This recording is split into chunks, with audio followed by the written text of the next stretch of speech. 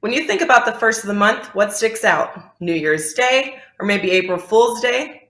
Well, at Wager Talk and Sports Memo, we are going to make the first of every month a celebration. As many of you know, and some of you may not, when you purchase WagerBucks, they can be used exactly the same as cash, dollar for dollar. Each and every day, you can save up to 20% on every purchase you make by purchasing WagerBucks. From $100 gets you $110 to $2,500 gets you $3,000.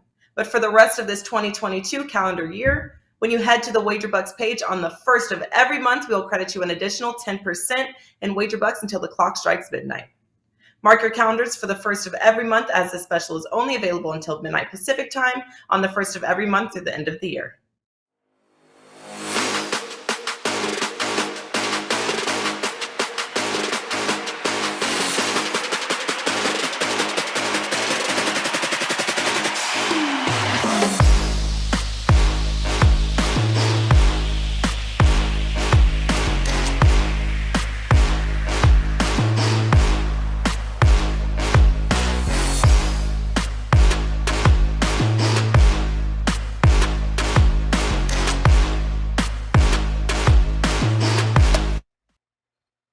Hey guys, welcome in on a very happy, Tuesday. Welcome to the month of February 1st, 2022. It's been that fast already. Unbelievable. But we got plenty of college hoops to talk about to start February off on the right foot. And we're going to break them down here with three of the finest as we welcome in our Tuesday crew here with Ralph Michaels up top. Steve, Mr. William and Mary Merrill, 2Rs, 1L, joining us. And, of course, Dave Koken in the house on this Tuesday. Welcome in, gentlemen. Light card, interesting card here tonight, though. Ralph, I'll start off with you. I understand there might be a 2-for-1 in the works here as we begin the month of February. Well, that's not true, Joe. It's 2-for-1 plus $1. You know, last year, the inaugural season of college basketball tip-off, Dave and I were on the show often, and we got to February, and we wanted to do a thank you, and we basically offered February and March through the national championship for 2-for-1, and we're going to do that same deal. If you go to Dave's page, the rest of college basketball is $3.69. You'll get my play for $1, or vice versa. So you're getting both services. 9 weeks of college basketball for just over $20 per service.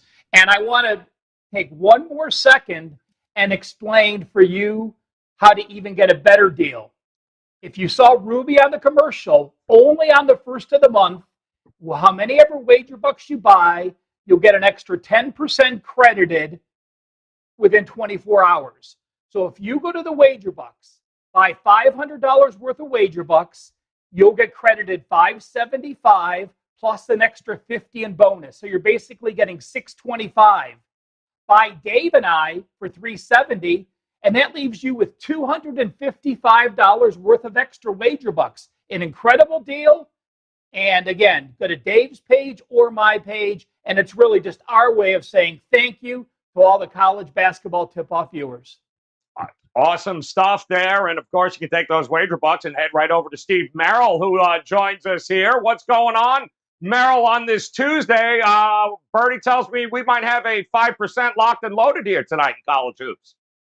Yeah, you know I love a good 2-for-1, right? And we're going to keep the theme going here because I made a $2 Tuesday best bet, and it's a strong one. In fact, it's the first 5% college basketball best bet I've had all season. And keep in mind, since I joined WagerTalk.com last season, nobody has won more units, nobody has won more money in college basketball than I have the past 2 years combined in college hoops at WagerTalk.com. This is my strongest and my first 5% best bet of the season. It goes tonight on Tuesday. It's a national TV game.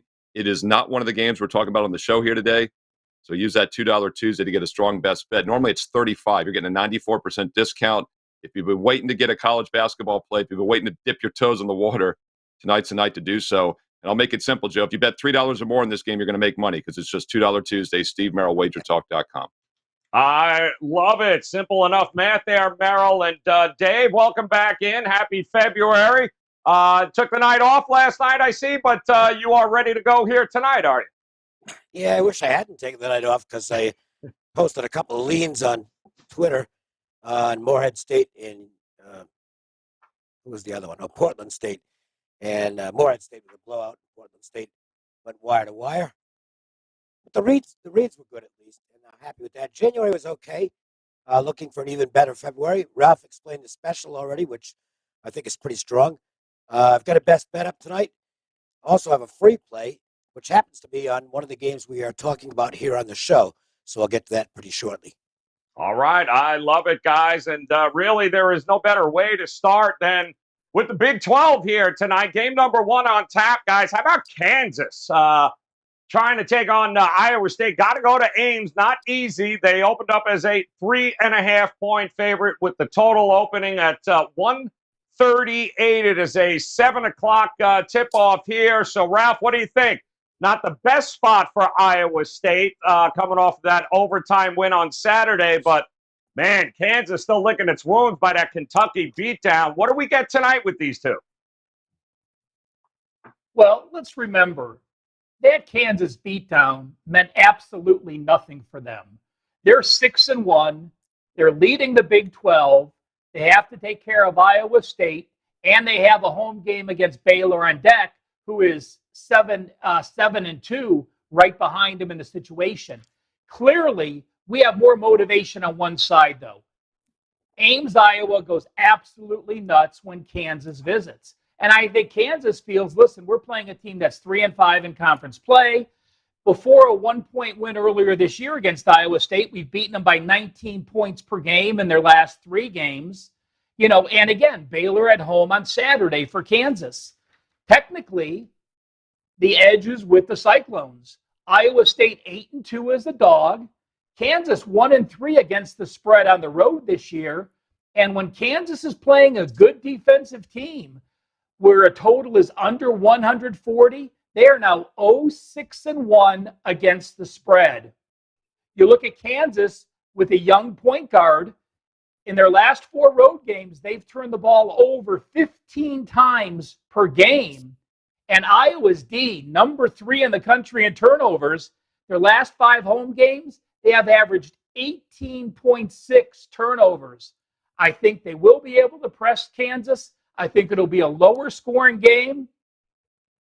The Kansas loss is keeping me off playing the Iowa State side because Kansas has been so good off a straight up loss.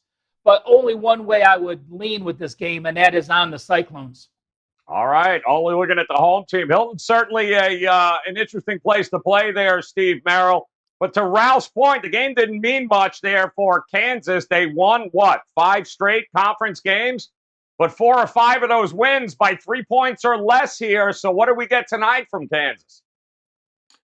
Yeah, a lot of the points Ralph brought up is stuff I was looking at in this game as well. And my initial concern was, first thing I thought was, who's Kansas playing after that loss on Saturday, right? Because it looked like a good bounce back spot here on Monday. But I was like, whoa, that's not the matchup I want, because I do think Iowa State can slow this game down. We're getting a better defensive team here as a home underdog on top of that with the slower preferred pace. And you look at Kansas, they have been slowed down on the road this year. Their tempo is slower away than it is at home, and that's not a surprise because, as we talk about a lot here on the show, home teams normally can dictate tempo better than road teams. So although Kansas normally would be in a good bounce-back spot here off the bad showing, I don't think that's necessarily the case here. And you can really make an argument this is a sandwich spot. In fact, it's definitely a sandwich spot. Not only are they coming off the Kentucky game, but they also had Texas Tech at home right before that. And as Ralph mentioned, they have Baylor at home this weekend. So this is the epitome of a one-game road sandwich, and we've got a good defensive underdog, the better defensive team, getting points at home in a game which I think they will slow down and make it a defensive game. Iowa State a live dog in this one tonight. All right. Thinks Iowa State might be live here. Dave, how about you? Leaning towards the underdog at home? No. And I'll make it simple. Everything that the guys have said is accurate, but they left out one thing, and it's why I don't think Kansas is going to come in looking ahead. They're without their best player tonight. He is not making the trip. COVID protocol, and I hate playing against teams in a one-game spot where they're without a star, because what that does is gets the rest of the team completely focused to show that they can go out there and play good basketball without their best player. And I'm not playing the game. I don't want to mislead anybody into thinking I'm actually going to bet Kansas in this game, because I don't, first of all, it isn't a great spot for them. Iowa State's got the revenge from the 1-point loss. Kansas hasn't been spectacular on the road. They're off a bad game, which you can read either way. They've got the Baylor on deck. But that, and I forget his name, Agbayi, whatever his name is, he's going to be playing for big money soon. He's a really good player. Without him, I just think the rest of this team is going to make a big effort to step up tonight. And I don't like going against teams in that situation, so I'm out of this one. And if I had to bet it, I'd go ahead and take Kansas. Yeah, Agbaji out here tonight. And, of course, we know people are going to be, hurry up by Iowa State. Well, hold off. Keep an eye on that line there, guys. We'll see exactly how far it moves before tip-off tonight. 7 p.m. Eastern time is what we've got there. Let's move on. Game number 2 that we're going to take a look at. No better than the SEC. And here we go. Number 1 team, the Auburn Tigers, hosting Alabama here with an opening of 7.5. The total opened up at 155.5. That's pushed up slightly. Not a shock there, Steve Merrill. 9 o'clock Eastern time. Does Auburn continue to roll at home in this one?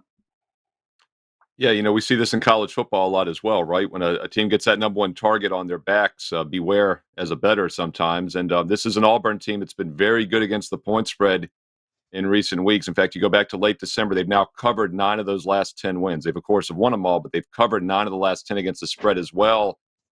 So they are becoming a little bit of an inflated commodity, maybe. And that line did open 7.5, as you said, Joe. But yes, the money's coming in on Alabama. And now they're only a 6-point dog. And what's funny about that, or I don't know if it's funny, but it's interesting, is that Alabama, I mentioned Auburn 9-1 against the spread. Alabama's been about as cold as any team in the country against the point spread. I believe they started either 6 or 7-1 against the spread in November, early December. They failed to cover every game except one in their next 12. They went like 1-10-1 against the spread their next 12. But they did win outright as an underdog against Baylor this past Saturday. So maybe the tide, no pun intended, is starting to turn a bit here. I think this game goes down to the wire. I'd probably lean towards Alabama for that reason. Not a game, though, I'm going to be involved in. It's hard it's hard to disagree with the over. Big total, though, 156, and a 6-point line would be an 81-75 final is what that score is predicting. So you got to basically hope both teams can get to the 80s here. It's doable. Alabama's averaging 81.5. Auburn's averaging 80 a game. But these top 20 matchups, 2 good teams playing, you normally get a little bit more defensive intensity. So that's pretty much keeping me off this game here. I'd probably lean dog and over if I was going to play it, but I think there's better opportunities on the board this evening. So the first time they played, Dave, Alabama was laying 3 at home, and now they opened up as a 7.5-point dog. They seem to rise to the level of the competition they're playing. At least that's what we've seen results-wise. What do you think they do tonight against Auburn? It's a tough game. I mean, you've got the obvious revenge motive in a big rivalry off a very close game played at Alabama earlier. And the matchup, I guess what it comes down to is this. If you want to beat Auburn, you got to attack the rim. That's the one thing they don't do well, is they give up lots of shots attacking the rim on defense. I got that from shotquality.com, 320th, which is not good. That's the only weakness the team seems to have. The flip side of it is Auburn can shoot the 3 ball, and Alabama, not real good in terms of allowing quality 3-point shots. So if Auburn's hitting their 3s, they could turn this into a breeze. I don't know what to do with it. My numbers say it's a fairly close game. So from a value standpoint, I think you can make a case that Alabama is the right side, but not with my money. I mean, this Auburn team has lost 1 game all year. That was that incredible game early in the season with Connecticut that, 115, 109. I lost count of the overtimes in that game. That's it. That's the only loss they've had. I'm not going against them. So my lean on value is Alabama, but that's not a bet for me. All right, good stuff. And Ralph, I mean, a 10-point line move since they first played. Obviously, the money coming in towards Alabama now, but do you agree with the market move? Well, in perspective, Joe, I don't think a 10-point line move, I think it could be more. You know, you look at a home court edge in college basketball, when you have a strong home court, that's worth 4 or 5 points. And from where Alabama was back on January 11th and what Auburn has done since January 11th, I would almost say a bigger line move is warranted. I'm gonna point out this. You know, this Bama team beat Gonzaga, beat Houston, beat Tennessee, beat LSU, and just beat Baylor. The same team lost to Georgia, Memphis, Missouri, and Iona. And when they have a big win, they beat Gonzaga. What do they do the next game? They don't cover against Houston. They beat Houston. What do they do the next game? They lose to Memphis. They beat Tennessee. They did win against Florida, but then they beat LSU, and they're an 18-point favorite to Missouri. Just get by 10. More importantly, when you look at Alabama, look at their 3 road games against upper-tier SEC teams. They shot 40.3% at Florida, 39.3% at Mississippi State, and 43.5% at Georgia. And those aren't anywhere this defense that Auburn has. And when you look back at the game that Auburn won by 4 earlier this year, 81-77, the most important matchup they did not have in that game. When you have a 7'1" center like Walker Kessler, he played 13 minutes and fouled out. 5 fouls in 13 minutes. So they played over 3/4 of the game without their big center. And this front line of Jabari Smith and Kessler is the difference in this matchup. Alabama, again, hasn't proven anything on the road, and I think Auburn does win and cover. All right, like an Auburn in this one at home to remain just 1 loss on the season. Big rematch against Alabama in the SEC tonight. We'll head over to the Big East in our final matchup preview here, guys, as we take a look at Providence, everyone's darling now in the Big East, taking on the Johnnies. Opens up as a 2.5-point home favorite, St. John's does, with a total of 145. 9 o'clock tip here. Another eked out win for the Providence Friars there against Marquette. Dave, what do you think of this team? Does the luck have to run out at some point here? Yeah. It's supposed to.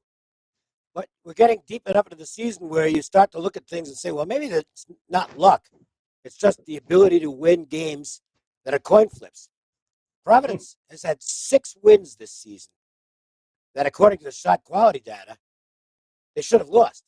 They've only had 1 game that they lost that they should have won. So they've had you can say it's lucky, but when you do it often enough, maybe it's more than luck. St. John's has had 3 games they've lost this season that they should have won based on the shot quality data. So I think that explains a couple of things. One, it does explain why, on my ratings, I've got St. John's as the better team. I have them power rated higher than Providence, despite the fact that Providence obviously has the better record. It also explains why I think the odds makers favored St. John's in this game, because they use a lot of the same data that I use. Not just power ratings, but make no mistake, if I'm looking at the shot quality data, they are too. I'm going to go with my ratings and with what I think the odds makers did in favoring St. John's in this game. I can tell you this, it's a much bigger game for the Johnnies. They lost by 10 at Providence, and that was one of those games that, on the SQ data, probably should have won the game. The Friars are off 2 thrilling wins against Xavier and the big revenge game against Marquette. I think the spot favors St. John's as well. It's risky because if it's close late, you kind of get the feeling Providence will find a way to win it and St. John's will find a way to screw it up. But I do think the Johnnies are the better team. I think they win by 5 or 6 points. I bet St. John's in the game. It is my free play today, and I'm going to be using it as the best bet here on the show. Another one of these, Ralph. We've seen this before. It was an epic collapse by St. John's in that first go around at Providence. Something we've seen that before. But what do you think? We know they're going to be up tempo. They're going to run St. John's. How do you look at it? Side, total? What are you going to approach? Yeah, St. John's had a 38-35 lead at halftime, and they allowed 48 second half points to Providence. You know, this is a game where at the beginning of the day, I look at the tempos, the offenses and the defenses, and it had me leaning over. When I started to break down, I went complete opposite of what my initial thoughts were. And now clearly I lean under. And in fact, I'm going to make it my best bet here on the show. You know, Dave talked about luck or close wins or close losses. He uses shot quality. You know, if you look at KenPom's rating under the luck category, Providence is number 1. So, you know, those same thought processes as winning those close games tend to even out later in the year. But you look at the current form for these teams. On the road, Providence is shooting 38%, and their D is playing very well, allowing 40%. St. John's, the last 5 games, shooting 40%, and St. John's, the last 5 games, allowing 39%. When you have all 4 numbers, offense and defense, right around 40%, to me, there's only one way you can go. And one concern for me for St. John's, I've tried to read, I can talk English. Obviously, the best player on the court, Julian Champagne for St. John's. The first 15 games this year, he averaged 19 points per game and had double digits in every game. In his last 3 games, he's played 38, 32, and 35 minutes. So he's played his normal minutes. He has scored 9, 5, and 9. So when you have one of the best offensive players averaging 20 points per game, double digits in every game, and then you see a slump like he's had, shooting 7 of 22 from 2-point, that's 25%, and 2 of 14 from 3-point. That certainly keeps me from backing St. John's when your best player is in that type of slump, but it does get me on the over. And again, I'm going to use it as my best bet here on the show, Providence and St. John's under the total. All right, going under in that one. How about it, Merrill? The Johnnies here at home. You like them to exact a little revenge here tonight? There's 358 teams in those KenPom rankings that Ralph was talking about, and as he said, Providence has been the luckiest team in Division I basketball of all 358. And by the way, that's basically just straight up games that they've won more straight up than they should have. It doesn't really apply to the point spread, but it does come in handy when you've got a point spread around 2.5 tonight, right? Because this is basically a straight up win situation. So I do think it's one of the rare times we can look at that. And as you guys know, it's based on the correlated Gaussian method. If you look at the KenPom explanation of how luck is calculated, I want to know if Ralph's database does the Gaussian method when it's correlating. But yeah, Providence has been very lucky. So that's a team I'm always cautious with this late in the season. You look to kind of fade those teams. Unfortunately for me, St. John's hasn't exactly been a play-on team for me this year. I feel like they are a little overrated in November and December. Have come back down to earth. They've actually covered 4 of their last 6, so maybe we are starting to get some value with them. They also do have the revenge motive, as was pointed out. And keep in mind, they lost that game back in early January, about a month ago, by 10 on the road as a 3.5-point dog. 156 points scored. It went over the total of 147. I know Ralph said he's leaning under, but one of my concerns with that would be the fact that neither team shot well from 3. In fact, they were combined 8 for 38. 23% and 19%, they still put up 156 points. So what that tells me, is that the pace was pretty fast still. St. John's actually made an extra 2-point basket in that game. The difference was that Providence at home had 18 more free throws made. I think that evens out a little bit now at St. John's home court. The fact that it was an up-tempo game on the road, St. John's should be able to push the pace. So I'd actually probably lean over, but I think St. John's is the best way to play it. They get the revenge. I think it'll be an up-tempo game tonight at home. All right, up-tempo. 2-9 against the number in their last 11 at home, the Johnnies. We'll see if they can get it done here tonight against Providence. And it's an interesting card. There's a lot of really big conference matchups here tonight, guys, across all the big conferences. So, Ralph, start us off here, man. Which one of these games have you circled for us that you like a little bit more than the other? Well, as I said, just what we got done, I am going to go under in the Providence and St. John's.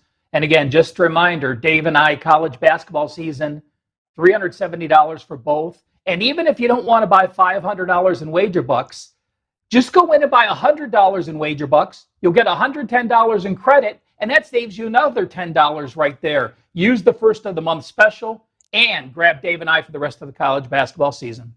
All right, good stuff there. Talk to us here, Merrill. Which one of these did you circle for us best bet today? Yeah, Ralph's right. Free money is good money, right? And when you're investing in sports, your cost of investment matters, right? So get that extra 10% in wager bucks. Use them all the different cappers. It's saving you money. And another great way to save is to get $2 Tuesday. And I just happen to have my strongest college basketball best bet of the season going tonight for $2 Tuesday. Steve Merrill, WagerTalk.com. Number one ranked the past 2 years since I joined WagerTalk.com in units and money won in college hoops. And this is the strongest and first 5% best bet I've had in college basketball this season. It's a national TV game tonight on Tuesday. We did not touch on it here on the show, so go get it right now. $2 Tuesday, Steve Merrill, WagerTalk.com. Another game we didn't talk about on the show, another national TV game goes at 9 o'clock Eastern tonight. I like the under between Texas and Texas Tech. Let's look at the math here. Texas shot 54% on Saturday, and the game totaled 103. Texas Tech shot 62% on Saturday, and the game totaled only 126. These are two of the best defensive teams in the country. They both play slow. Texas is one of the slowest teams in the entire nation out of 350-plus teams. Slow half court, great defenses. I like under 122.5 between Texas Tech and Texas. And don't forget, once again, my strongest play of the year in college hoops. My first 5% best bet goes tonight. $2 Tuesday, save 94%. Backed by an 18-2, 90% super situation, which I give you in the analysis. Steve Merrill, WagerTalk.com. All right, good stuff there, Steve. And Dave, how about it? Which one of these games you leaning towards here tonight for us? I just want to mention in that Texas Tech game, it's going to be a packed house. They're having a blackout night tonight. And I read this morning that Ric Flair will be on hand to fire up the crowd in Lubbock tonight. So that's going to be that's going to be a crazy atmosphere. And I normally am watching hockey at night. If you look at my record, you know why. I mean, the NHL's been really good sport for me. And I do have an NHL play-up tonight, by the way. But I want to see the opening of that Texas Tech hosting Texas game. That should be pretty fun. Best bet here in the show, and it is my free play today, so it is a selection. 3% play on St. John's. Explained the reasoning earlier. And, well, in the 5 minutes or so since we've done that segment, my reasoning hasn't changed. So if you want to check it out, you can rewind a little bit and see what it is. St. John's minus the points against the Friars, my hometown team. Lay it at home with the Johnnies here tonight against the Friars for Dave. How about our friends at the Gold Sheet? They've got another play here tonight they're looking at. And they like North Carolina to take care of business against, oh, what a mess, Louisville here tonight. They've got no problem backing them. And this is a great write-up, guys. Certainly would encourage you to check out the Gold Sheet Play of the Day write-up. We'll post it on our Twitter page as soon as we're done here. We do that each and every day.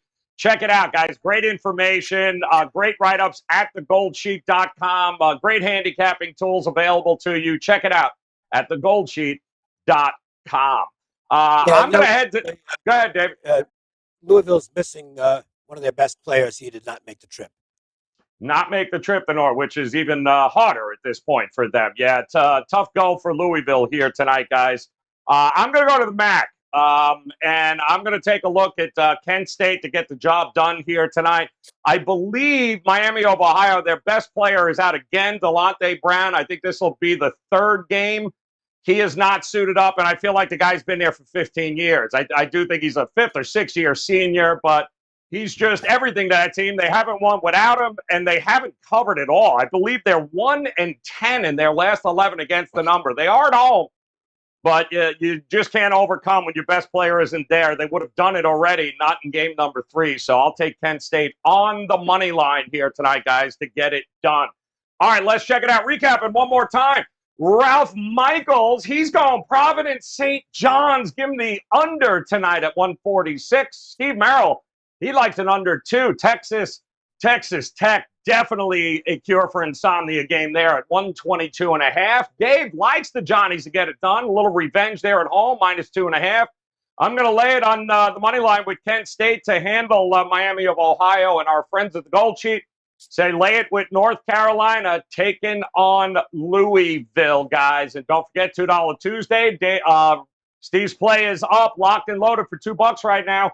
at WagerTalk.com. You've got the 2-for-1 deal right now, plus $1, I think, Ralph. Wasn't that it? Plus $1 if you want Ralph and Dave's. Get the rest of the season, guys. What are you doing? Take advantage of these opportunities while they present themselves. No reason not to make February the most profitable month yet. And you can do it with all three of these gentlemen starting tonight. Head over to WagerTalk.com.